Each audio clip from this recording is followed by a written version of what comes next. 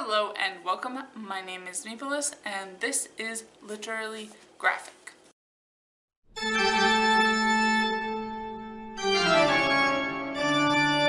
And today I am going to be talking about Mushishi by Yuki Urushibara. Mushishi is a 10-volume manga series which has also been adapted into an anime series that was also translated into English and which I've seen parts of.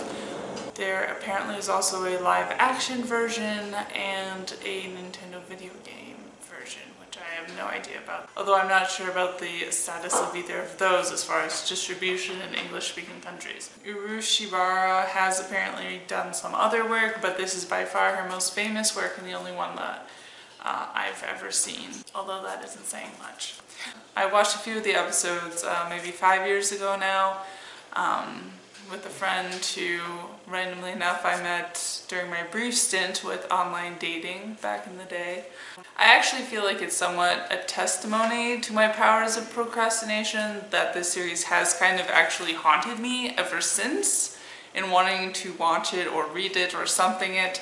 And the fact that I was able to put it off for so long, like that really takes dedication. But moving along, so just trying to describe the premise of the series is a bit hard. Like most aspects of the series, everything about Mushishi is a bit ambiguous and meandering. I was a bit hesitant to necessarily categorize it as a slice of life manga, but then I did see a few other people did it, so that gave me a little bit more confidence. I definitely think going into this, if you have an understanding and appreciation of slice of life, you're much more likely to understand and appreciate this particular series, at least with the first volume and the episodes I've seen, because it is a collection of very, very loosely associated short stories, although the last story in this volume does make a lot more references back to previous stories, so that was kind of interesting. It definitely took a turn for the less episodic there at the end. Most of the short stories involve Ginko, who is a Mushishi, a man who going around from different villages in this kind of nebulous, timeless period in Japan where he's wearing more modern clothing and everyone he runs into is from a more traditional time when Japan was still very much isolated. In practical terms, this is likely because the author originally did think that the series was going to be set in modern times, but then when it got serialized, she did end up going with an older feel. But in more story terms, I think the timeless quality is really a real draw for the series. It definitely feels like it's not limited by time and space very much, and it kind of takes itself outside of time.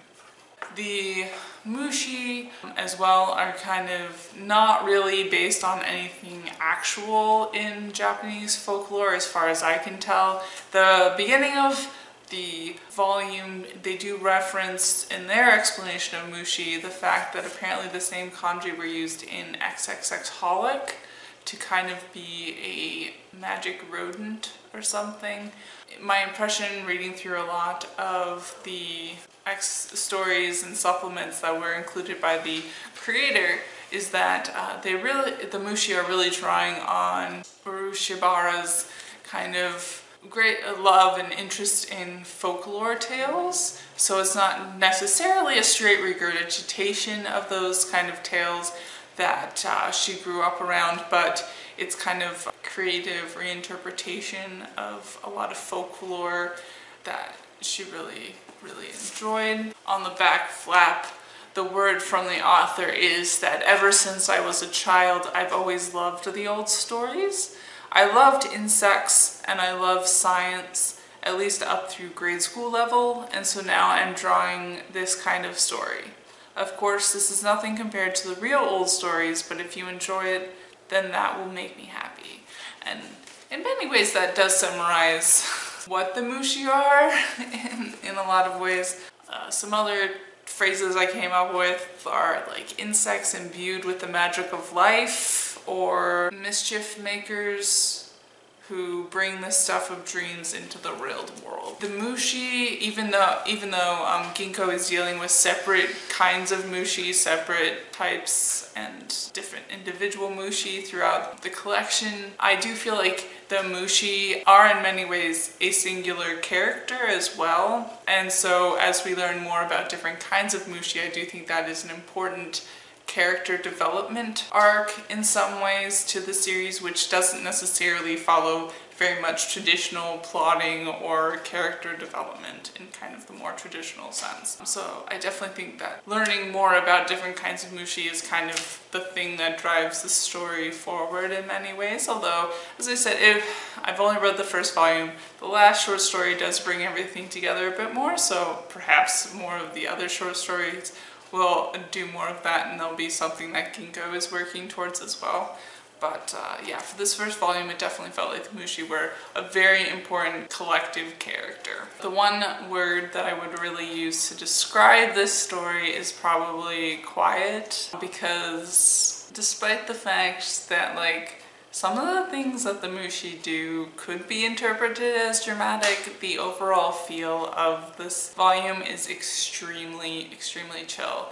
And that's partially probably due to the fact that I did watch some of the episodes and I do have their very chill soundtrack kind of slipping in and out of my mind as I read some of these stories. But I think the framing, the way that Ginko deals with all of these issues as he heals these people and brings them back into balance with the mushi is extremely calm. That was definitely a major drawback for a lot of people who felt like it was a bit slow and a bit boring. As I've said many times before, this is kind of a thing in manga especially, although have seen it in some Western comics as well, where you just have extremely calm, quiet comics where you just focus on details and kind of enjoy life almost.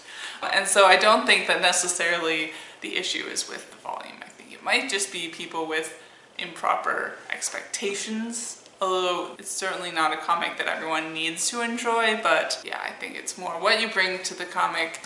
Your understandings of this sort of comic is going to dictate how much you enjoy this comic or not. The comic itself is technically rated 16+, and this may become more of an issue as the series goes on. But at this point, for the first volume, it's definitely, I feel like, while many of my peers would definitely still not have the patience to deal with this, I do feel like if you're under 16, your likelihoods of enjoying this series are a bit low, but not impossible.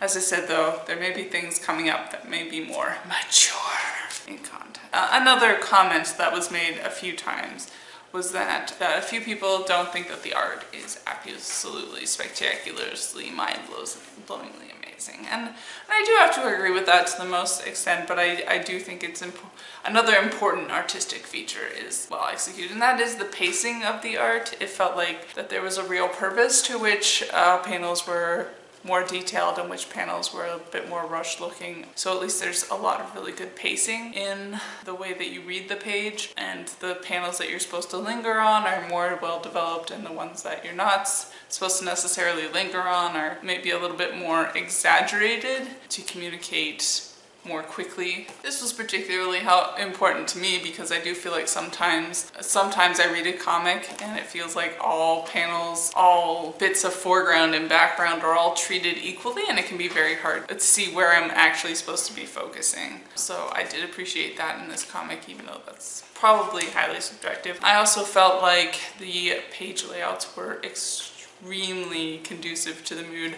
that was kind of being built up in the comic. There's a lot of very meandering panels, a lot of very creative layouts that really I feel like expressed a lot. That said, this is not a manga 101 intro for newbies sort of read, but I definitely don't think it was made difficult just because the artist didn't know any better or because they just wanted to be up their own ass. It did feel like it was very expressive and very intentionally done.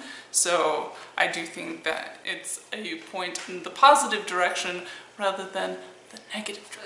To kind of start wrapping things up. So for me, I really felt like this was a solid 5 out of 5 read. Not only because I felt like the execution was really well done, but also because it did still fill me with a lot of the feels, the calm feels. Even if it didn't have a really overarching social justice message, my goodness, it's as if that's not the only thing that I enjoy in life. Its slow pace definitely does not make it a comic for absolutely everyone, but I do feel like it's a good balm for any soul that is in need of healing, or just a calm moment in this turbulent ocean.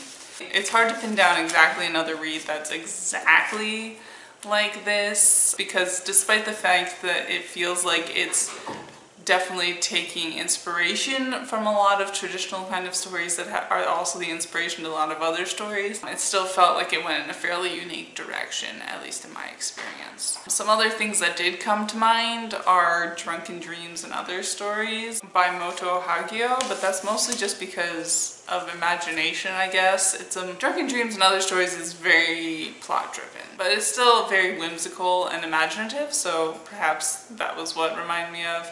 It's also a manga, so there's that. Other things were Beautiful Darkness, just because of kind of beautiful depictions of little mischievous creatures with possible ill intent.